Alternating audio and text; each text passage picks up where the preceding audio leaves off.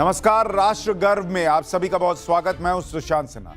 राष्ट्र गर्व हमारा वो प्रयास जहां हम आपको वो किस्से, वो कहानियां, वो फैक्ट्स बताते हैं जो देश पर गर्व करने के और मौके दे सके। दुनिया के इतिहास में समुद्र हमेशा शक्ति, व्यापार और रणनीतिक प्रभुत्व का अहम जरिया रहा है। मौजूदा दौर में भी दुनिया के 90% कारोबार समुद्र के रास्ते से होते हैं बॉस। और यही वजह है कि जब किसी युद्ध जैसे हालात की आंच समुद्र तक पहुंचती है तो उसका असर सिर्फ जंग लड़ रहे देशों पर नहीं होता, बल्कि उससे कई देशों की अर्थव्यवस्था, सुरक्षा और राजनीति पर प्रभाव पड़ता है। अब ईरान का किस्सा ही ले लीजिए। अमेरिका के सामने ईरान की ताकत भले ही कुछ ना हो, लेकिन ईरान के पास समंदर का वो हिस्सा है जिससे आधी दुनिया का चूल्हा जलता है। युद्ध के बाद से ईरान ने समंदर के ऐसे ही हिस्से पर नाका लगाया हुआ है और अमेरिका जैसा दुनिया का सबसे ताकतवर देश बेबस नजर आ रहा है। इसलिए आज बात समंदर में हिंदुस्तान की ताकत की करेंगे। यह किस्सा भारत के उन साइलेंट किलर का है जिससे दुश्मन कांपता है और हर हिंदुस्तानी को इस पर गर्व होना चाहिए। आइए शुरू करते हैं आज का राष्ट्र गर्व।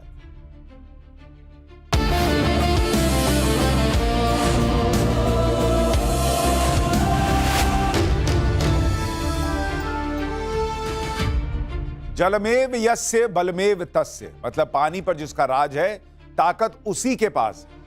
पानी यानी समंदर में जो जितना ताकतवर है उतना उसका राज, और कुछ हद तक यही सच्चाई भी। नया भारत इस बात को अच्छी तरह समझता है और इसलिए अपनी समुद्री शक्ति को लगातार बढ़ाने में पूरी ताकत से जुटा है। इसमें सबसे बड़ी ताकत है भारत की पनडुब्बियां। पिछले कुछ सालों के दौरान असीमित तरक्की हुई है इसमें। भारत की पनडुब्बी ताकत तेजी से आत्मनिर्भरता की तरफ बढ़ रही है, जिसमें न्यूक्लियर एनर्जी से चलने वाली बैलिस्टिक मिसाइल पनडुब्बियों का बेड़ा अहम है। आईएनएस अरिहंत और आईएनएस अरिघात के साथ भारत के पास अब उन्नत S5 क्लास की पनडुब्बियां तैयार हो रही हैं, जो न्यूक्लियर ट्रायड यानी जमीन, हवा और पानी से परमाणु हमला करने में सक्षम है। ग्लोबल फायर पावर की माने तो इस वक्त भारत के पास कुल 18 पनडुब्बियां हैं। सबमरीन की संख्या के मामले में भारत दुनिया में 8वें नंबर पर आता है। देश में अभी तक पूरी तरह से 2 न्यूक्लियर सबमरीन बनाई जा चुकी है, आईएनएस अरिहंत, आईएनएस अरिघात और तीसरी है S3। इसमें से सबसे पहले आईएनएस अरिहंत को पूरी तरह देश में ही तैयार किया गया। 2009 में पहली बार तत्कालीन प्रधानमंत्री मनमोहन सिंह की पत्नी ने करगिल दिवस के मौके पर आईएनएस अरिहंत को लॉन्च किया, जिसे 2016 में भारतीय नौसेना में शामिल किया गया। दूसरी न्यूक्लियर सबमरीन है आईएनएस अरिघात, जिसे 2017 में लॉन्च किया गया और 2024 में नौसेना में शामिल किया गया। किसी देश की समुद्री सुरक्षा में पनडुब्बियों का अहम योगदान होता है। पनडुब्बी के जरिए दुश्मनों के इलाके में घुसपैठ कर जासूसी मिशन को अंजाम दिया जा सकता है और दुश्मन की घुसपैठ वाली साजिशों का काम तमाम किया जा सकता है। देश की सबमरीन क्रांति को विस्तार से बताती यह रिपोर्ट देखिए। यकीनन समंदर में हिंदुस्तान के साइलेंट किलर्स पर आप भी गर्व करेंगे।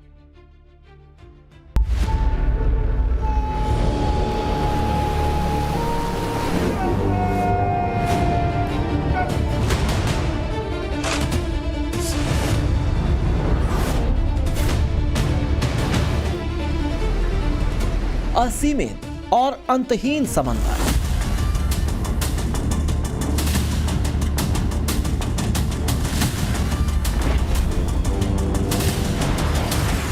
देश की करीब 11,000 किलोमीटर लंबी वो सरहद जिसके हर छोर पर लहरें जोर आजमाती हैं।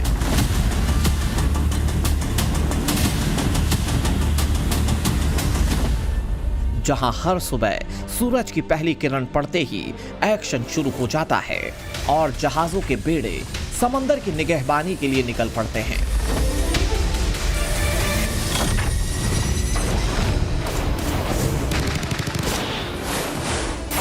जिनके लिए समंदर सिर्फ एक सरहद नहीं है, बल्कि ताकत, कारोबार, कूटनीति और सुरक्षा का वो संगम है जिसमें भारतीय नौसेना का परचम हमेशा बुलंद रहता है। लेकिन समंदर की इन्हीं लहरों के सैकड़ों फीट नीचे उन जाबाजों का बसेरा है जिनकी गरज से दुश्मन ही नहीं, पूरा समंदर कांपता है। वो हैं देश की पनडुब्बियां, और इनमें सबसे घातक है आईएनएस अरिघात।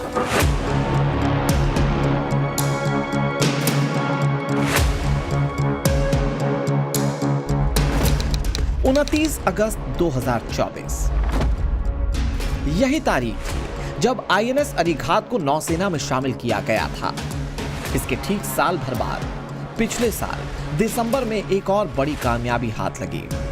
जिस वक्त आधी दुनिया नींद के आगोश में थी, तब इंडियन नेवी ने बंगाल की खाड़ी में अपनी वो ताकत दिखाई जिसने कई देशों की नींद उड़ा दी।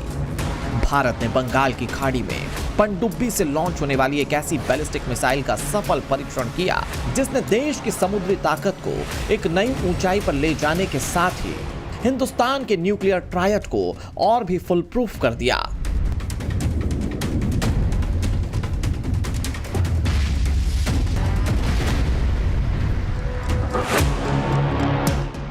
इस टेस्ट से साफ हो गया कि भारत अब धरती, आसमान और समंदर तीनों जगहों से दुश्मनों के ठिकानों पर परमाणु हमला करने की क्षमता से पूरी तरह से लैस हो चुका है। यह परीक्षण K4 SLBM मिसाइल का था, जिसे पहली बार देश की परमाणु पनडुब्बी आईएनएस अरिघात से दागा गया। असल में आईएनएस अरिघात देश की दूसरी स्वदेशी पनडुब्बी है जिससे बैलिस्टिक मिसाइलें दागी जा सकती हैं।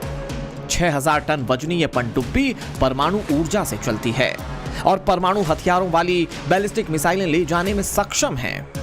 इस सबमरीन को विशाखापट्टनम स्थित शिप बिल्डिंग सेंटर में तैयार किया गया है। आईएनएस अरिघात का वजन 6000 टन है। इस पनडुब्बी की लंबाई करीब 113 मीटर है, जबकि इसकी बीम 11 मीटर और ड्राफ्ट 9.5 मीटर है। यह पानी के भीतर 980 से 1400 फीट की गहराई तक जा सकती है। इस सबमरीन का एंड्योरेंस कमाल का है और यह कई हफ्तों तक या यूं कहिए कि कई महीनों तक समंदर के अंदर रह सकती है। अरिघात एक संस्कृत का शब्द है जिसका मतलब है दुश्मन को तबाह करने वाला। ये एक अरिहंत क्लास सबमरीन है। SSBN कैटेगरी ऐसी दूसरी सबमरीन है जो भारत में बनी है। लेकिन सवाल यह है कि न्यूक्लियर पावर सबमरीन का इतना भौकाल क्यों होता है? जवाब ऐसे समझिए। असल में न्यूक्लियर पावर सबमरीन में डीजल की जगह न्यूक्लियर फ्यूल का इस्तेमाल होता है। सबमरीन के अंदर ही एक न्यूक्लियर रिएक्टर होता है जो जरूरत के हिसाब से एनर्जी बनाता रहता है। इसके लिए सबमरीन को सतह पर आने की जरूरत नहीं होती। यही वजह है कि यह सबमरीन 20 से 25 साल तक पानी के अंदर रह सकती है। यही खासियत न्यूक्लियर सबमरीन्स को बाकी पनडुब्बियों से अलग करती है। माने अगर सतह पर आएगी ही नहीं तो दुश्मन इसे कभी ट्रेस ही नहीं कर पाएगा। यह बिना भनक लगे समंदर की गहराई से दुश्मन के हर ठिकाने को तबाह कर सकती है। इसीलिए इन्हें समंदर का साइलेंट किलर कहा जाता है। खास बात यह है कि भारत जल्द ही तीसरी परमाणु पनडुब्बी लॉन्च करने वाला है।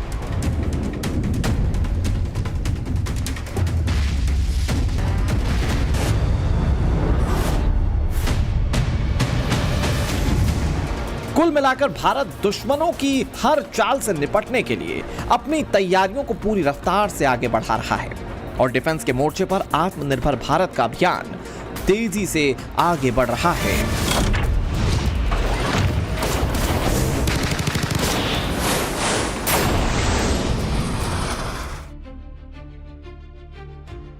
भारत के पास 18 सबमरीन्स हैं जिसमें से ज्यादातर कन्वेंशनल फ्यूल पर काम करते हैं। यानी सीधे शब्दों में कहूं तो सभी डीजल इलेक्ट्रिक टेक्नोलॉजी पर काम करती है।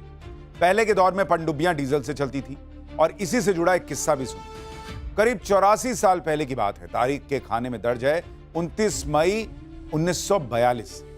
जर्मनी की राजधानी बर्लिन में एडोल्फ हिटलर और सुभाष चंद्र बोस बातचीत कर रहे थे। बातचीत ब्रिटेन के खिलाफ साझेदारी की थी।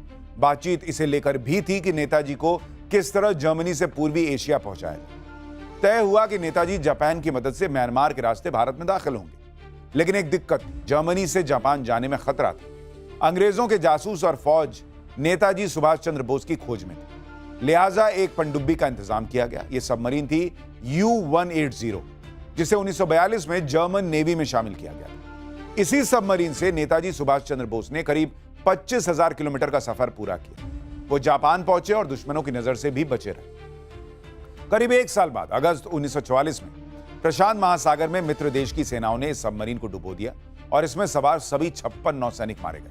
लेकिन तब तक दुनिया को पनडुब्बियों की ताकत का अंदाजा हो चुका। मौजूदा दौर में पनडुब्बियां किसी भी देश की सामरिक शक्ति और तकनीकी श्रेष्ठता का सबसे बड़ा प्रमाण होती है। रूस, अमेरिका, ब्रिटेन और चीन जैसे देश इन परमाणु संचालित जल हथियारों पर अरबों डॉलर लुटा रहे हैं। दुनिया की टॉप 10 सबसे ताकतवर पनडुब्बियों में ज्यादातर रूस और अमेरिका के पास है। सवाल यह है कि क्या भारत के पास ऐसी कोई सबमरीन है जो दुनिया के इन खतरनाक पनडुब्बियों को टक्कर दे सके? इस रिपोर्ट को देखिए, पता चल जाएगा।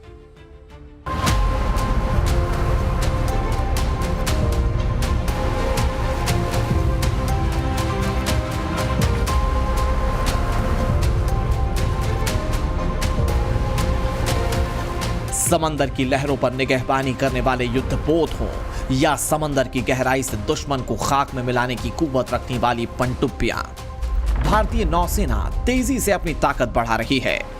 देश के पास फिलहाल 2 न्यूक्लियर सबमरीन्स हैं, लेकिन साल 2040 तक भारतीय नौसेना दुनिया में परमाणु ऊर्जा से चलने वाली पनडुब्बियों की संख्या के मामले पर चौथे नंबर पर पहुंच जाएगी। इस दौरान भारत ब्रिटेन को पीछे छोड़ देगा और अमेरिका, रूस और चीन के बाद समंदर में ताकत के मामले पर सबसे बड़ा देश हो जाएगा। मौजूदा वक्त में पनडुब्बियों के मामले में अमेरिका सबसे आगे है। अमेरिका के पास 90 न्यूक्लियर सबमरीन्स हैं। दूसरे नंबर पर रूस आता है, जिसके पास 63 परमाणु ऊर्जा से चलने वाली पनडुब्बियां हैं। चीन के पास 61 सबमरीन्स हैं, जिनमें से सिर्फ 6 न्यूक्लियर सबमरीन्स हैं, जबकि हमारी देश की नौसेना के पास 18 सबमरीन्स हैं, जिनमें से 2 न्यूक्लियर पनडुब्बियां हैं। आने वाले 1.5 दशक में यह सीन बदलने वाला है। भारत अपने इतिहास का सबसे बड़ा पनडुब्बी निर्माण कार्यक्रम चला रहा है, जिसका नाम है प्रोजेक्ट 77, जिसके तहत 6 सबसे एडवांस परमाणु पनडुब्बियों का निर्माण किया जाएगा। प्रोजेक्ट 77 के तहत बनने वाली अटैक पनडुब्बियों का वजन करीब 10,000 टन होने की उम्मीद है, जो अब तक भारत में बनी पनडुब्बियों से कहीं ज्यादा है। योजना के मुताबिक शुरुआत में 2 अटैक पनडुब्बियों का निर्माण एक साथ किया जाएगा। ये परमाणु पनडुब्बियां पारंपरिक पनडुब्बियों की तुलना में ज्यादा समय तक पानी के भीतर रह सकेंगी और तेज रफ्तार से आगे भी बढ़ पाएंगी। इन पनडुब्बियों को L&T, DRDO और शिप बिल्डिंग सेंटर मिलकर बना रहे हैं। ये पनडुब्बियां दुश्मन के जहाजों पर हमला करने और निगरानी रखने का काम करेंगी। इनमें ब्रह्मोस हाइपरसोनिक मिसाइलें लगेंगी। सवाल यह है कि भारत का पूरा फोकस न्यूक्लियर सबमरीन्स पर ही क्यों है? तो जवाब ऐसे समझिए। असल में डीजल इलेक्ट्रिक सबमरीन में डीजल का इस्तेमाल करके बिजली बनाई जाती है। उससे सबमरीन में मौजूद बैटरी को चार्ज किया जाता है। डीजल इलेक्ट्रिक सबमरीन्स को हर 2 दिन में पानी की सतह पर आना पड़ता है, जिससे वो दुश्मन के रडार और सोनार की पकड़ में आ सकती है। बैटरी से चलने की वजह से इनकी स्पीड काफी कम होती है। इतना ही नहीं, डीजल ईंधन की क्षमता सीमित होने की वजह से ये लंबी दूरी तक या महासागरों के बीच में लंबे समय तक मिशन नहीं चला सकती हैं। परमाणु पनडुब्बियों में इस तरह का मसला नहीं होता। न्यूक्लियर एनर्जी से चलने की वजह से ये दशकों तक पानी की गहराई में खामोशी से रहकर अपने मिशन को अंजाम दे सकती हैं। इसीलिए भारत ही नहीं बल्कि पूरी दुनिया के ताकतवर देश परमाणु पनडुब्बियां ही तैयार कर रहे हैं। जाहिर है, सबमरीन जितना कम सतह पर आएगी, सबमरीन के ट्रेस होने के चांसेस उतने ही कम होंगे। साइलेंट अटैक और सीक्रेसी से सर्विलांस उतना ही आसान होगा। अमेरिका ने तो 1958 में ही यूएसएस जॉर्ज वॉशिंगटन नाम की दुनिया की पहली न्यूक्लियर सबमरीन बना दी थी।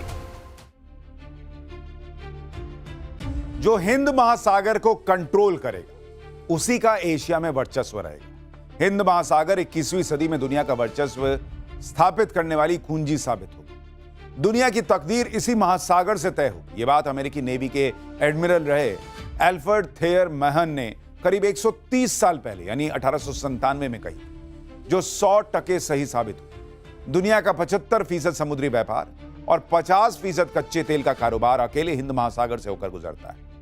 सोचिए, जिसका हिंद महासागर पर कंट्रोल होगा, एशिया और दुनिया में उसका कितना दबदबा।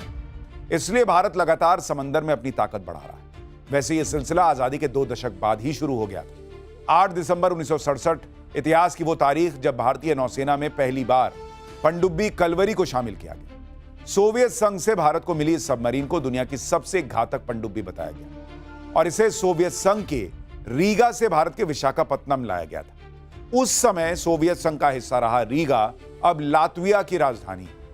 कलवरी को 30,500 किलोमीटर से ज्यादा लंबा सफर तय करने में 3 महीने का वक्त लगा। भारतीय नौसेना में शामिल हुई कलवरी कितनी पावरफुल रही, इसका अंदाजा इस बात से ही लगाया जा सकता है कि जिस समय इसे भारत लाया जा रहा था उस दौरान अमेरिका, ब्रिटेन और सोवियत संघ की 3 पनडुब्बियां समुद्र में डूब गईं। करीब 30 साल तक भारतीय नौसेना का हिस्सा होने के बाद 31 मार्च 1996 को कलवरी को रिटायर किया गया। देश की पहली पनडुब्बी के रिटायर होने के 17 साल बाद 2017 में फ्रांस में तैयार हुई स्कॉर्पियन श्रेणी की आधुनिक पनडुब्बी को नौसेना में शामिल किया गया। इसका नाम भी कलवरी रखा गया। आखिर कैसे कलवरी दुश्मनों के लिए काल के समान है, इस रिपोर्ट में देखिए। 14 दिसंबर 2017, करीब 9 साल पहले यही तारीख थी जब हिंदुस्तान की समुद्री सरहदों के लेजेंड का पुनर्जन्म हुआ। 14 दिसंबर 2017 को पीएम नरेंद्र मोदी ने मुंबई में Mazagon dock ship builders limited में बनी देश की पहली स्कॉर्पियन श्रेणी की पनडुब्बी आईएनएस कलवरी को भारतीय नौसेना में शामिल किया। आईएनएस कलवरी पनडुब्बी को राष्ट्र को समर्पित करना मेरे लिए एक बहुत ही बड़े सौभाग्य का अवसर है। कलवरी का जुड़ना रक्षा क्षेत्र में हमारी तरफ से उठाया गया एक बहुत बड़ा कदम है। कलवरी का नाम हिंद महासागर में पाई जाने वाली खतरनाक टाइगर शार्क के नाम पर रखा गया है और देश की ये ताकतवर सबमरीन अपने नाम पर सटीक बैठती है। सबमरीन कलवरी में स्टेट ऑफ आर्ट टेक्नोलॉजी का इस्तेमाल किया गया है।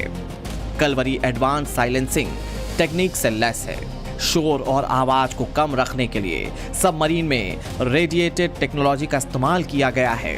कलवरी को हाइड्रोडायनामिकली ऑप्टिमाइज्ड शेप दिया गया है। ये सबमरीन दुश्मन पर अपने घातक हथियारों से हमला करने में सक्षम है। कलवरी टॉर्पीडो और ट्यूब तरीके से एंटी शिप मिसाइल का इस्तेमाल कर सकती है। कलवरी सबमरीन सिर्फ समंदर की गहराई में ही देश की सुरक्षा के लिए तैनात नहीं रहती, बल्कि ये कई तरह के मिशन को भी अंजाम दे सकती है। कलवरी सीरीज की पनडुब्बियां आधुनिक डीजल इलेक्ट्रिक अटैक पनडुब्बियां हैं जो स्कॉर्पियन डिजाइन पर आधारित हैं। इन्हें प्रोजेक्ट 75 के तहत मुंबई के मझगांव डॉक पर मेक इन इंडिया के तहत बनाया गया है, जिन्हें साइलेंट किलर कहा जाता है। ये सबमरीन अपने घातक टॉर्पीडो और एंटी शिप मिसाइलों के लिए जानी जाती है। इस सीरीज की दूसरी सबमरीन कलवरी वेला को 2021 में नौसेना में शामिल किया गया। वेला दुनिया के सबसे घातक हथियारों एडवांस सोनार सिस्टम से लैस है। इस सबमरीन को इसी तरह से डिजाइन किया गया है जो इसे कॉम्बैट रेडी रखता है, यानी मौका मिलने पर दुश्मन को खाक में मिलाने में देर नहीं लगती। पिछले साल 28 दिसंबर को राष्ट्रपति द्रौपदी मुर्मू इंडियन नेवी की ताकतवर पनडुब्बी आईएनएस वागशीर में सवार हुई थी। राष्ट्रपति ने सबमरीन में सी सॉर्टी की। द्रौपदी मुर्मू पनडुब्बी से समुद्री दौरा करने वाली दूसरी राष्ट्रपति बनी। इससे पहले साल 2006 फरवरी में एपीजे अब्दुल कलाम पहले राष्ट्रपति बने थे जिन्होंने पनडुब्बी से समंदर में सॉर्टी की थी। तो इतना समझ लीजिए कि भारत का समुद्र बेस्ड न्यूक्लियर डिटरेंस के अहम पड़ाव पर पहुंच चुका है।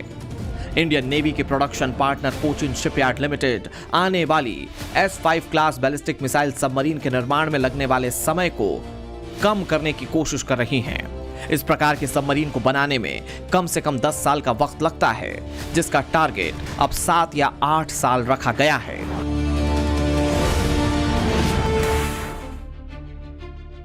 भारत जिस नई S5 क्लास सबमरीन को बना रहा है वो आकार और ताकत के मामले में अब तक सबसे बड़ी सबमरीन होगी। इस पनडुब्बी का अनुमानित वजन 13,000 टन होगा, यानी ये S4 क्लास से करीब 2 गुनी बड़ी होगी। बड़ी सबमरीन में ज्यादा मिसाइल कैरी करने की क्षमता भी होगी, यानी आने वाले दशक में भारत के पास समंदर की गहराई से दुश्मन को खाक में मिलाने वाली परमाणु पनडुब्बियों का ऐसा बेड़ा होगा जिससे चीन और पाकिस्तान ही नहीं, दुनिया का हर देश खौफ खाएगा। भारत सिर्फ दुश्मन को तबाह करने वाली सबमरीन ही तैयार नहीं कर रहा, बल्कि दुश्मन की पनडुब्बियों का शिकार करने वाले हथियार भी रेडी कर रहा है। 3 महीने पहले ही भारतीय नौसेना ने आईएनएस माहे को अपने बेड़े में शामिल किया। आईएनएस माहे दुश्मन की पनडुब्बियों को खोज कर तबाह करने में सक्षम है, चाहे वो गहरे पानी में ही क्यों ना हो। 80% स्वदेशी उपकरणों से तैयार हुआ यह नया सबमरीन हंटर समंदर में भारत की ताकत को कई गुना बढ़ा चुका है। मौजूदा वक्त में दुनिया में जंग के कई मोर्चे खुले हुए। ईरान और अमेरिका के बीच बरसता बारूद थमने का नाम नहीं ले रहा।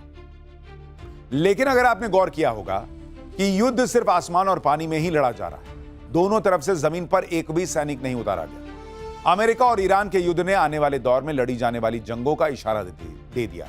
इसलिए हर देश अपनी हिफाजत के लिए एडवांस फाइटर जेट्स और समंदर में घातक युद्धपोत और पनडुब्बियों का बेड़ा बढ़ा रहा है। लेकिन हिंदुस्तान की जैसी तैयारी है, वो आने वाले दशक में देश को जल थल नभ में अजय बनाएगी। आपसे आज के लिए इस मुलाकात में इतना ही। मुझे उम्मीद है ये कहानी आपको गर्व से भर रही होगी। कल फिर मिलेंगे शाम 6:25 पर, और आज रात फिर मुलाकात होगी 8:50 पर न्यूज की पाठशाला में। फिलहाल इजाजत दीजिए। नमस्कार।